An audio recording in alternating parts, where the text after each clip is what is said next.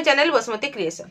आज वीडियो रे आमे 2024-25 आर्थिक वर्ष रे महिला और शिशु विकास विभाग जोटा कि आमर आईसीडीएस एई बजेट रे कौन सब रही आईसीडीएस पई से विषय रे डिटेल्स जानिबा।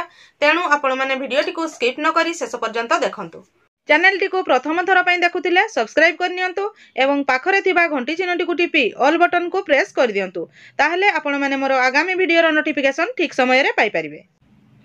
आर्थिक वर्ष 2024-25 पई सरकार जो बजेट उपस्थापन करिसंती सेथिरे महिला एवं शिशु विकास विभाग पई कौन प्रस्ताव मंजूर पाई आगत होईछि आसंतु जानिबा एही वीडियो रे। महिला और शिशु विकास विभाग कहिले अंगनवाड़ी दीदी माने कौन सब सुविधा पाइबे, ता सहित आमर प्रसूति गर्भवती माँ माने कौन सुविधा पाइबे, आमर किशोरी बालिका माने कौन सुविधा पाइबे, आमर आईसीडीएस ऑफिस कौन सुविधा पाइबो, समस्त जिनिस एही बजेट अनुसार कौन अछि आसंतु जानिबा।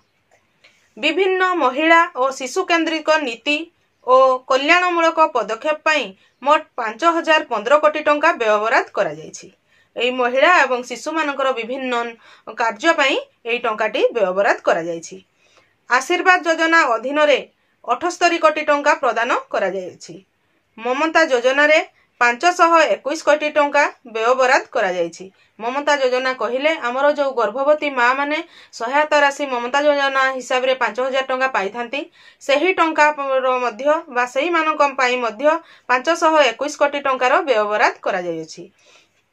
मुख्यमंत्री संपूर्ण पुष्टि योजना एमएसपीवाई पई 554 कोटी टंका प्रदान करा जायछि।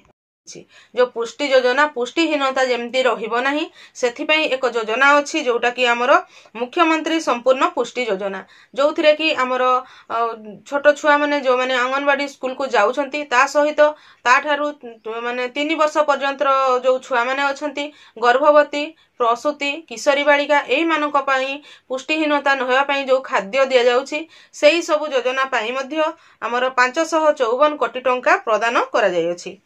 मालती देवी प्राक विद्यालय परिधान योजना रे पिला पिछा 2टी यूनिफॉर्म, गोटिए जोता और गोटिए स्वेटर जोगाण पई 93 कोटी टंका व्ययबराद करा जायछि। कहिले जो हमर आंगनवाड़ी स्कूल रे जो माने पढुचंती सेही पिला मानक पई प्रति वर्ष 2 हळ यूनिफॉर्म, गोटे हळ जोता एवं शीत वस्त्र जोटा कि हमर स्वेटर प्रदान पई तांकर मध्य एही बजेट रे आसी अछि जोटा कि हमर 93 कोटी टंका। तापरे सम्मानित शिशु विकास योजना रे कार्यकारिता पई आईसीडीएस निमंते राज्य सहायता बाबद को 1366 कोटी टंका व्ययबराद करा जायछि।